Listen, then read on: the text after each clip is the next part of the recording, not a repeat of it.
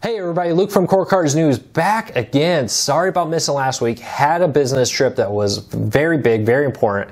Couldn't miss it. Didn't mean I had to miss being here. But we're back on schedule, and I don't foresee any missed weekly recap shows coming up in the foreseeable future. So let's kind of dive in here. Tons of stuff has been happening in the world of cord cutting. We've learned about the new details about DIRECTV Now's DVR that should be coming out in a month or two.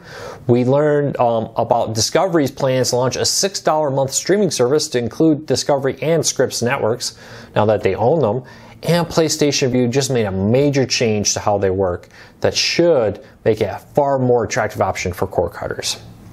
All right, let's dive on in and take a look at what we know about cord cutting in the last week. And as always, this is kind of my opinions on some of the biggest stories. These are the stories I think will have the greatest impact on cord cutting going forward. These are the stories that I think are most interesting that I want to talk about. If you're looking for all the detailed news on these, in the show notes down below, I will link to each individual one with a detailed full breakdown where you can learn more. But I just kind of want to give you my highlights on what I think is most important. Number one this week, DIRECTV Now will offer 20 hours for free of DVR and at least 100 hours if you're willing to pay. How do we know this? Well, last week DIRECTV Now updated their website to promote a 20-hour DVR option. The way the wording everything comes, it looks like it's going to be included as part of the package. From there, DIRECTV Now is going to offer the ability to buy at least 100 hours. There could be other packages, maybe a 50-hour, maybe a 200-hour. We don't know. But we at least know there's going to be a 100-hour package. How do we know this? Well, when the DVR beta first launched, everybody got 100 hours who was accepted. More recently, they've been offering only 20 hours. That raises speculation there'd be multiple layers. Now we know that's the case. So people who had the early ones with 100 hours, when they log into their account, they see an add-on for 100 hours as an add-on right next to where HBO and all that's listed on your billing statement. We've also seen billing statements that have a True Cloud DVR listed on it as one of the line items on the invoice statement. So it looks like you'll get a basic small hours. I know some people are like, 20 hours isn't good for me. I think for most people, 20 hours is enough for basic low-end users who just want to record maybe one or two shows here or there. If you're a power user that wants to record everything, this may not be for you. It was interesting reading the comments. Some people are like, yeah, you know, with so many things being on demand, this is all I need, or I have Hulu, and I mostly use this for live, so this is great to record the few things not on Hulu. The list goes on and on. So I do think that it depends on you if this is going to be good or not. Some people it will, some people it won't. For the way I do it, this will be great. You know, we mostly use it for a few shows here and there that we want to watch but can't watch live. So I think this is a great option. They advertise it as a true cloud DVR. We'll have to wait a little bit longer to see exactly what that means. It does sound like you'll be able to keep your shows however long you want. Some services have been offering unlimited, like YouTube does that for 90 days. You get to keep unlimited number of shows for 90 days. They do caveat that is if a on-demand version becomes available, they'll replace your DVR with an on-demand version. Some people don't like because you can't skip past them. Hulu does something fairly similar. PlayStation Vue has been making some weird changes. We'll get to them later. We're not sure what the new rewording on the website means, but we'll look into it. So the good news though is this means that every major live TV streaming service will have an official DVR, either free and included or as an add-on. Currently DIRECTV Now, really of the major live TV streaming services, is the only one that doesn't have some type of DVR for everybody. It's been in beta for some time now. So this makes DIRECTV Now more on par with other services, makes it more attractive to people who need a DVR. So check it out. Next up is Discovery plans to launch a $6 a month streaming service. So they've hinted that this will be multiple tiers, that they may start at 6 and go up to maybe 10 or so. Maybe a commercial free option. We'll have to wait and see. But this week, Discovery closed on their deal to acquire, actually last week, with these missing last week things are kind of blurring together. But Discovery got permission and closed on the Scripps network. So Discovery now owns the Travel Channel, the Cooking Channel, HGTV, and more. So now that with that deal, Discovery wants to take all their properties, Discovery Family, Life, Discovery Channel, TLC, merge them with the HGTV ones, and create a $6 a month streaming service to get a huge amount of content. Discovery is missing on a few services, so this could be a good add-on to Sling TV, for example, if you're missing a few of those channels you want. Discovery has said, though, that they want to be on all streaming services. About the same time, they were hinting that. So maybe there's hope of new contract talks between maybe Sling and Discovery to bring more Discovery properties to Sling, for example. We'll have to wait and see what happens with that. But, you know, this is as close as we're getting to a la carte TV right now. I know it's not what everybody wants, because instead of being able to pick for like the Discovery Channel for $1, you have to get all the content that Discovery offers. You know, the TLCs, the HD TVs, the Travel Channel for $6. But it's a move in the right direction. This was always what I predicted the first steps of a la carte TV would look like. That we would take bundles, put it together, and you could pick from smaller bundles. That's the first step. The idea that we've seen with Spectrum right now, where you can, for instance, for $21 get your locals, some music channels that no one cares about, but then hand-pick 10 channels from a rather impressive list. And then that bundle that you kind of get an option to pick, to design, can be had at a cheap price. Well, that's maybe not the true a la carte a lot of people want. It's a step in the right direction. We're moving there.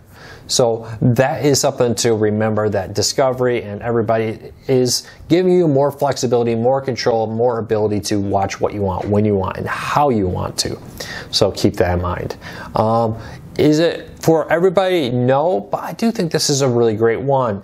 Discovery is a network a lot of people, and scripts with HGTV that a lot of people like to have as background noise. So it may be something people are willing to pay $6 a month to add to go for. Hopefully we continue to move down the path that in maybe 3 or 4 years you'll pay $1 for HGTV or $1 for TLC or Discovery, and that you'll get access to it that way. We'll wait and see what that looks like in the future. But I'll put a link down below if you want to see what the Discovery CEO said about their new $6 streaming service, and you can learn more about it there. Hey, last up, probably one of the more interesting stories in the impact, I should say, about the race for which live TV streaming service will be most dominant is this week PlayStation Vue has quietly been removing mobile restrictions, out-of-home restrictions on mobile, and now on Roku. And from reading some stuff on their website, it looks like all devices in the next week or so will be updated. So you'll be able to take your Apple TV, your Roku, your NVIDIA Shield, etc., take it with you out of your home and watch it, whether you're in a hotel room, at work, or wherever you are. Previously, PlayStation Vue only worked in your home network. They did have some limited access on your phone or tablet when you traveled, but you had to go back and resync it to your home network and leave and then do it. So there's a few caveats here though. So yes, now you can take your phone, your Roku, take it to a hotel room and get full access to your PlayStation Vue. You can even, let's say you live in Texas, you travel to New York, and that New York City has locals there. You'll be able to watch in-market locals for wherever you are, so that you'll be able to, wherever you are, get whatever's available there, which is pretty cool. Plus access to ESPN, Big Ten Network, all the national feeds you would expect. But there's a few things to remember. PlayStation Vue offers 5 streams.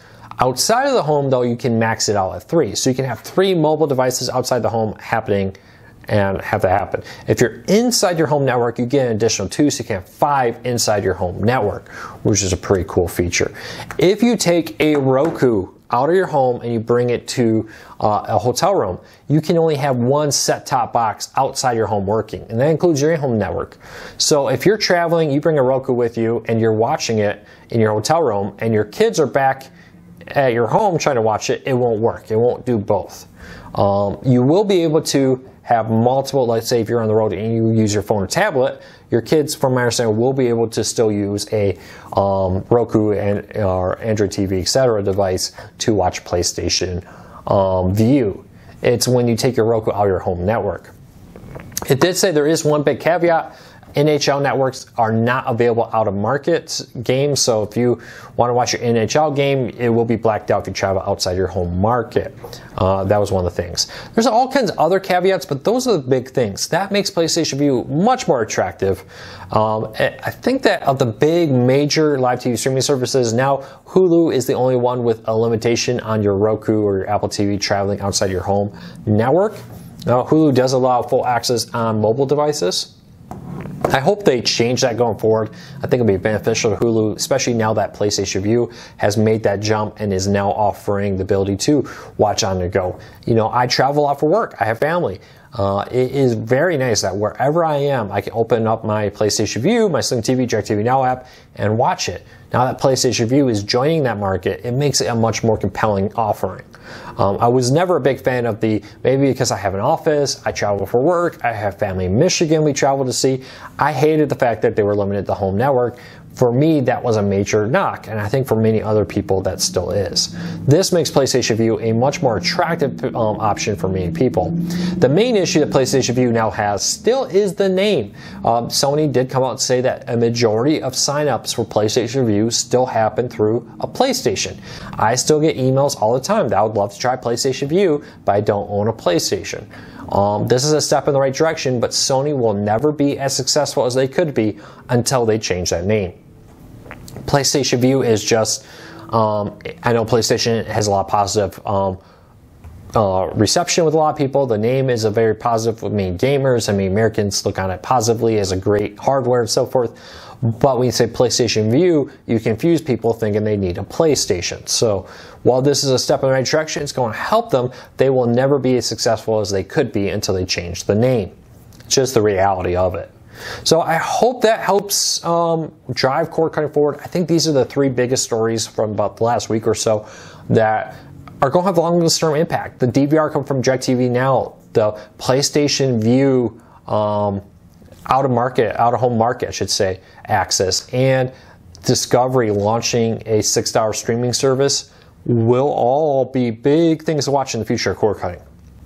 How this works going forward, how this changes the lineup of who's most popular live TV streaming service, how Discovery service may push more flexibility, maybe services like Sling TV, PlayStation Vue, and DirecTV Now. If I can get the content from direct from content providers, well, they maybe be able to put more pressure on content providers for better offerings. We'll have to wait and see. But hey, that's my biggest stories of the week. What are your biggest stories of the week? Leave me a comment. I'd like to know what you think of these stories. I would like to know what you think is the biggest story from the past week in the world of cord cutting. Hey, check back next Wednesday, 8 p.m. Eastern. We will be back live on YouTube. We fix out the technical glitch on that. And I'll be back next week right here to answer your cord cutting related questions. Thank you for watching. Please subscribe, hit that thumbs up. I really appreciate your support.